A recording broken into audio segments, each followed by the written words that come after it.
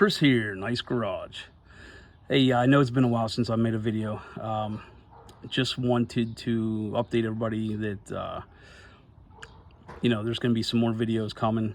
There's a series coming that's going to be, first off, backup generator power for your house, garage, cabin, cottage, RV, well, for whatever reason.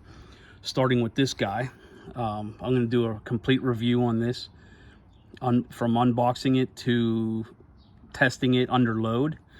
This is a Briggs and Stratton Q6500 inverter, 6,500 watts with an inverter. An inverter you need for clean power, and I'll get into that, for sensitive equipment. So, but at the very least, wanted to give this product a try because, it's inexpensive, in my opinion, for the amount of wattage that you're supposed to get out of it. With that being said, I'm going to put it to the test. I'm going to put it under load. I'm going to check it with an amp clamp and see if it delivers what it's supposed to deliver for the price. So stay tuned for that if anybody's interested in this. I did make an emergency panel, and I have emergency circuits for my house.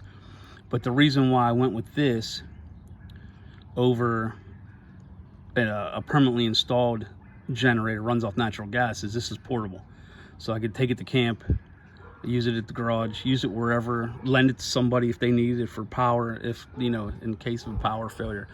But more importantly, the cost of this. So, first impressions taken out of the box, some of it's a little chintzy, but I'm going to give it the benefit of the doubt because it is Briggs and Stratton. They've been around for a very long time. I don't know who's making all the rest of the parts and pieces for this, but I watched another video of a guy that did something similar and he wasn't impressed. But I'd already ordered it, so I'm putting it to my own tests. Being an electrician, I have ways of testing this and seeing if it's actually doing what it's supposed to do. So everybody stay tuned. I do have the other parts of the video I'm working on editing and getting together, of making the panel, installing it, what circuits I have running to the emergency panel, and we'll go over why I purchased this instead of going with something different. We'll get more in depth. So anyway, stay tuned, guys.